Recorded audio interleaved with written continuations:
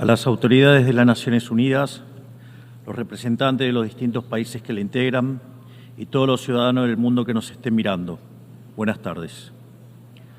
Para aquellos que no lo saben, yo no soy político, soy un economista liberal libertario, que jamás tuvo la ambición de hacer política y que fue honrado con el cargo de presidente de la República Argentina frente al fracaso estrepitoso de más de un siglo de políticas colectivistas que destruyeron nuestro país. Este es mi primer discurso frente a la Asamblea General de las Naciones Unidas y quiero aprovechar para, con humildad, alertar a las distintas naciones del mundo sobre el camino que están transitando hace décadas y sobre el peligro que implica que esta organización fracase en cumplir su misión original. No vengo aquí a decirle al mundo lo que tiene que hacer. Vengo aquí a decirle al mundo, por un lado, lo que va a ocurrir si las Naciones Unidas continúan promoviendo las políticas colectivistas que vienen promoviendo bajo el mandato de la Agenda 2030, y por el otro, cuáles son los valores que la nueva Argentina defiende.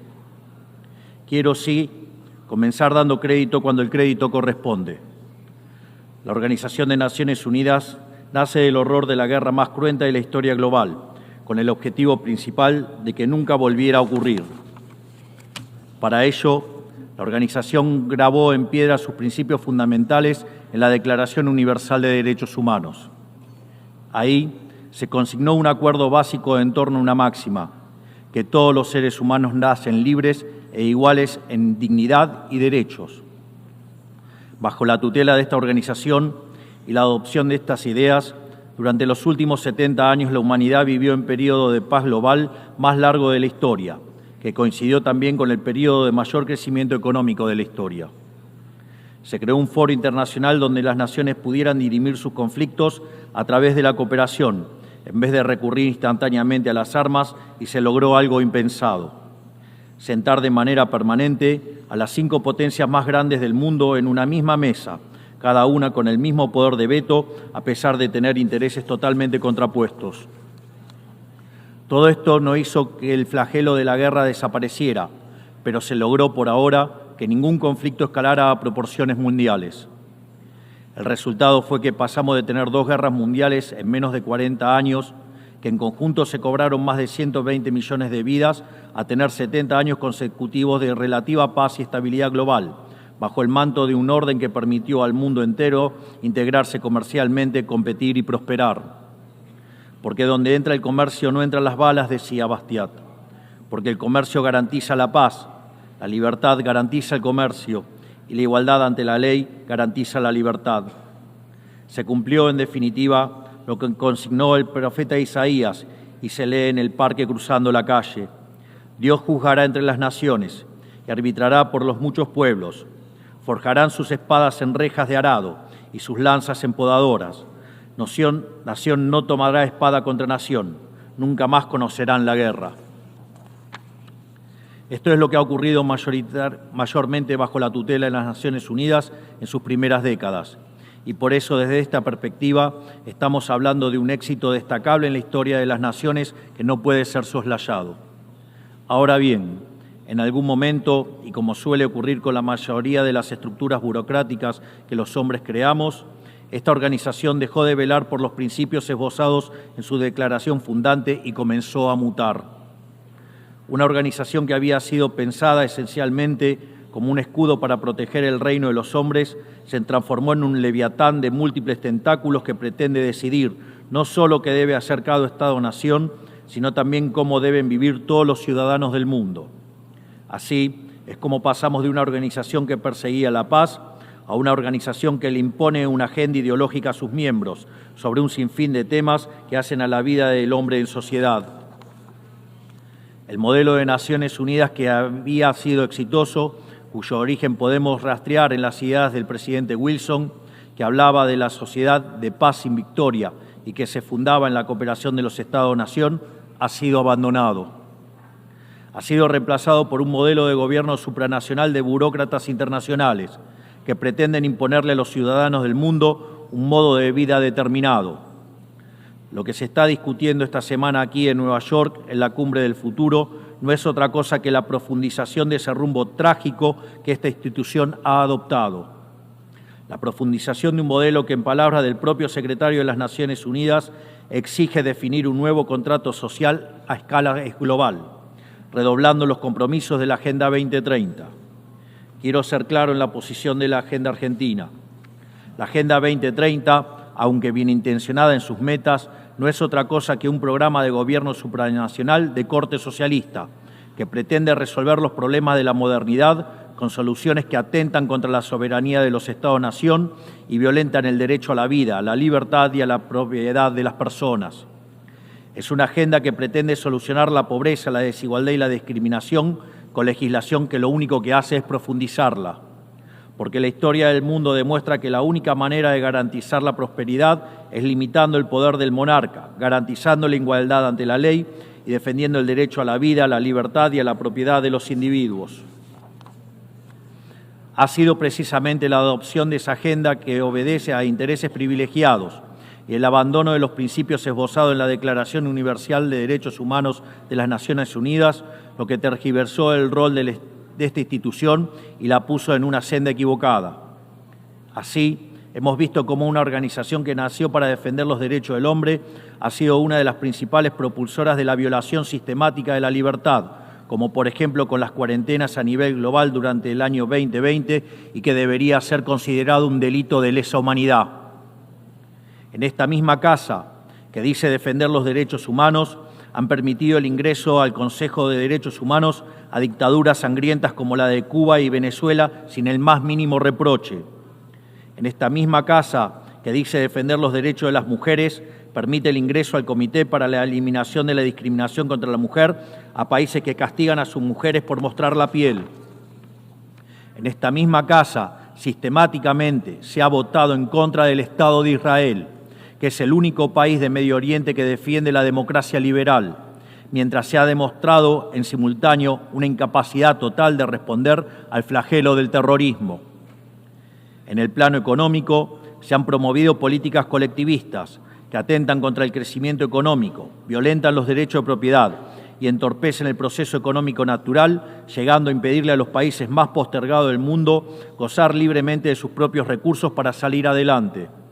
Regulaciones y prohibiciones impulsadas precisamente por los países que se desarrollaron gracias a hacer lo mismo que hoy condenan. Se ha promovido además una relación tóxica entre las políticas de gobernanza global y los organismos de crédito internacional, exigiéndole a los países más relegados que comprometan recursos que no tienen en programas que no necesitan, convirtiéndolo en deudores perpetuos para promover la agenda de las élites globales. Tampoco ha ayudado el tutelaje del Foro Económico Mundial, donde se promueven políticas ridículas con anteojeras maltusianas, como las políticas de emisión cero, que dañan sobre todo a los países pobres, a las políticas vinculadas a los derechos sexuales y reproductivos, cuando la tasa de natalidad de los países occidentales se está desplomando, anunciando un futuro sombrío para todos. Tampoco la organización ha cumplido satisfactoriamente su misión de defender la soberanía territorial de sus integrantes, como sabemos los argentinos de primera mano en la relación con las Islas Malvinas. Y llegamos incluso a una situación en la que el Consejo de Seguridad, que es el órgano más importante de esta casa, se ha desnaturalizado, porque el veto de sus integrantes permanentes se empezó a utilizar en defensa de los intereses particulares de algunos. Así estamos hoy, con una organización impotente en brindar soluciones a los verdaderos conflictos globales, como ha sido la aberración y aberrante invasión rusa a Ucrania, que ya le ha costado la vida a más de 300.000 personas, dejando un tendal de más de 1 millón de heridos en el proceso. Una organización que en vez de enfrentar estos conflictos invierte tiempo y esfuerzo en imponerle a los países pobres que cómo y deben producir, con quién vincularse, qué deben comer y en qué creer, como pretende dictar el presente pacto del futuro. Toda esta larga lista de errores y contradicciones no ha sido gratuita, sino que ha redundado en la pérdida de credibilidad de las Naciones Unidas ante los ciudadanos del mundo libre y en la desnaturalización de sus funciones. Por eso, quiero hacer una advertencia. Estamos ante un fin de ciclo.